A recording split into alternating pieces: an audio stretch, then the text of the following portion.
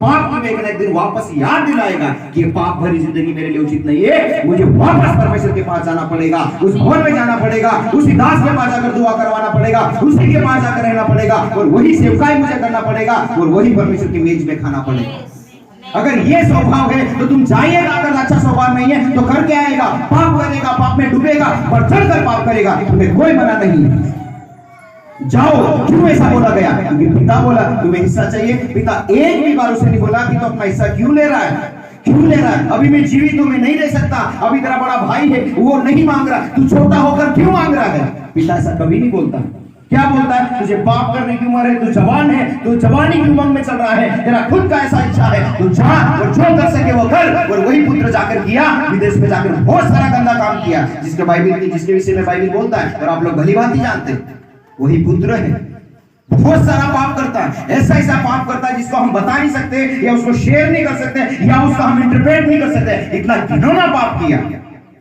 कलीसिया में आने वाले लोग अगर कलीसिया में आकर नहीं सुधर सकते ना, तो जिंदगी में कहीं भी जाएगा नहीं सुधरेगा। ये श्राप नहीं है, ये गलत नहीं है, ये परमेश्वर के वचन का प्रिंसिपल है, उसका सिद्धांत है, उसका तरीका है, वो हमें बताता है। अगर परमेश्वर के वचन के जरिए नहीं सुधरेगा, व्यक्ति कभी नहीं सुधरेगा, कभी सुधर ही नहीं पाएगा।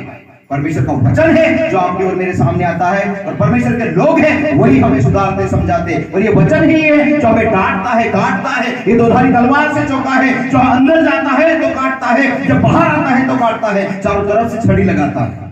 ये वचन ही है जो हमें डांटता, पीटता, समझाता। मेरे पवित्र परमेश्वर के लोगों, परमेश्वर के पास आए, पुराना जितना भी मनुष्यत्व था हमारा जो परमेश्वर के विरुद्ध में, उसे छोड़ दीजिए।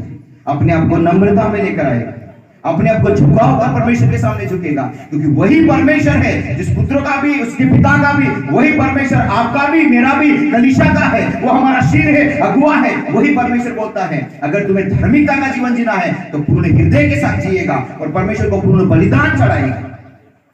ये वचन हमें ऐसे ही नहीं टीच करके छोड़ता है, ये वचन हमें बोलना चाहता है। आपका जीवन बदलता है, आप कलीसिया में आते हो तो उसके जरिए स्वर्ग में बड़ा आनंद होता है, और स्वर्ग में कोई झूठा आनंद नहीं मनाते, कोई दिखावे का आनंद नहीं मनाते। एक पापी व्यक्ति मन फिराता है और पूर्ण पाप को छोड़ता है और परमेश्वर के पास नम्र हृदय के साथ आता है, उसके वजह से स्वर्ग में आराधना होती है, उसके वजह से स्वर्ग में आनंद होता है, आपके वजह से स्वर्ग में आनंद होता है, आपके परिवार की वजह से स्वर्ग में आनंद होता है, आपके बच्चों के जरिए परमेश्वर का आनंद होता है, परमेश्वर के नाम की महिमा करते स्वर्ग।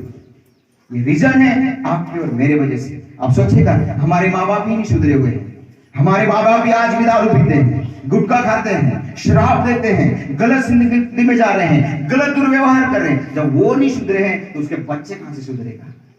सोचेगा, जब हमारा जो क्या कहना चाहिए जड़ ही खराब है, जो जड़ खराब है, पेड़ खराब है, तो उसका फल या उसका जो मूल कहां से सही आएगा? पर उनमें से हम सुधरने के लिए आगे आए, हम सुधरने के लिए आगे आए, और हम भी ना सुधरे तो इसका मतलब ये उनसे भी बदतर जिंदगी है। माँ बाप तो ठीक नहीं है, हमारा जाति कल्चर सही नहीं है, गांव सही नहीं है, पर उनमें से निकलकर हम नया इजराइल में आए हैं, नए प्रभु के पास आए हैं, सर्वशक्तिमान यीशु के पास आए। तो जब उसके पास आए तो हमें पूर्ण मन से सुधरने का जरूरत है, वरना वो तो नरक जाएगा, कहीं ना कहीं हम लोगों का भी भागना हो जाए। प्रभु से दुआ करते हुए, चरित्रों में मन फिराते हुए प्रभु के पास और परमेश्वर के सम्मुख आएगा। क्यों? हम भटके हुए लोग थे, मौका मिला है वापस आने के लिए। हालेलुया। हर एक चीज में विश्वास योग्यता के संग चलेगा। मैं उस परमेश्वर के दास का धन्यवाद देता हूँ, उसने मुझे पढ़ाया, बहुत ज्ञानी व्यक्ति था, उसके साथ कुछ ही दिन रहने को मिला, उनके घर जाकर हमने सीखा, उनके साथ हम लोग कई जगहों पे जाके प्रचार करने गए, राजस्थान हो गया, दिल्ली हो गया, हरियाणा हो गया, पंजाब में हो गया, उनके साथ सेवकाई के लिए गए। इतना इतना अच्छा धार्मिकता जीवन है। वो व्यक्ति खुद कभी अपनी प्लेट दूसरे को धोने के लिए नहीं देता है, बोलता है जब तक मेरा हाथ पैर चल रहे मैं कर सकता हूँ, मेरा बहुत ज्यादा सेवकाई ना करेगा, क्योंकि मैं सेवा करवाने के लिए तुम्हें नहीं लाया हूँ, सेवा करने के लिए हम लोग आए। हम पर मेरे को बहुत अच्छा लगा कि देख एक ऐसा नमूना भरा विश्वासी होना जरूरी। मैं उसका स्टूडेंट हूँ, मैं उसका विद्यार्थी हूँ, मैं उसने मेरा गुरु है, वो मुझे पढ़ाया। वो मुझे इस प्रकार से बोलता है कि हम जब बाहर आए हैं तो आप मेरे भाई हैं, वो मुझे ब्रदर करके बुलाता है। अभी स्टूडेंट कॉलेज के अंदर थे, मैंने एक महीना, उसने मुझे आई थिंक 35 डेज पढ़ाया था। 35 दिन पढ़ाने के बाद वो वापस चला गया, और उसने बहुत कुछ सिखा के गया। और उसका कहना था कि जिंदगी में जो हम कर सकते हैं वो कर सकते हैं, परंतु परमेश्वर का काम है जो हम आज कर सकते हैं हम कल नहीं कर पाएंगे, क्योंकि वो घड़ी आएगी, वो समय आएगा, वो हमसे वो काम छीन लिया जाएगा, वो हम नहीं कर पाएंगे। आज समय है कि हम नम्र बन पाए, कुछ परमेश्वर के लिए कर पाए, जो भी कर सकते हैं जो भी हम कर सकते हैं वो परमेश्वर के लिए आप और मैं आज कर सकते हैं। कल क्या कौन सा समय आएगा हम परमेश्वर के लिए वो काम नहीं कर पाएंगे। आज समय है, आज वो चीज है, आज मन फिराने का दिन है, आज हमें परमेश्वर के पास आने की जरूरत है, आज परमेश्वर की आराधना करने की जरूरत है, उस सेनाओं के यहोवा को पवित्र कहने की जरूरत है। जो सेनाओं का यहोवा पवित्र पवित्र पवित्र है, वो सिंहासन के योग्य है, महिमा के योग्य, आदर के योग्य, वो परमेश्वर बोलता। अब तुम ये बोलते हो ऐसी आराधना करते, ऐसा जीवन जीते, तो आपके वजह से स्वर्ग में बड़ा प्रतिफल है, बड़ा आनंद है। स्वर्ग लोग मिलकर परमेश्वर की आराधना करते हैं। और यहाँ पर एक बात देखने को मिलता है जिसको हम छोटी से शब्दों में इस प्रकार से कहेगा।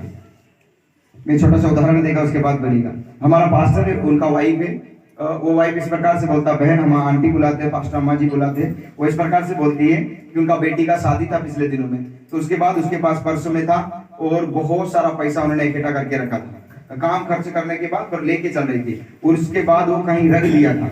वो कैसे आई थिंक 60 से ऊपर है, वो सीनियर सिटीजन है, तो बोल रही कि मैं बेटा भूल गई है, मुझे याद नहीं आ रहा, कलिशा मिलकर दुआ करेगा। तो ठीक है, हमने बोला ठीक है दुआ करेंगे। दोनों हस्बैंड वाइफ, उनका पति गवर्नमेंट से रिटायर हुआ है, बहुत अच्छा पैसा था, बहुत ज्यादा पैसा था, वो दुआ कर रही थी कि प्रभु वो पैसा मिल जाए मिल जाए मिल जाए करके। तो उसने कलिशा में आकर एक बात रोक कर प्रार्थना करी, वो बोली थी कि बहुत ज्यादा उसमें पैसा है, हमारी जिंदगी की सारी कमाई है, हम शादी के लिए रखा था, मैंने कहीं रख दिया, और शादी वाला दिन है, शादी है उस घर के अंदर, कितने मेहमान लोग आते हैं, कितने जाते हैं, कलिशा के लोग, विश्वासी लोग, मित्र लोग, दोस्त लोग, कलिशा के लोग, पासवान लोग, सब लोग आते हैं।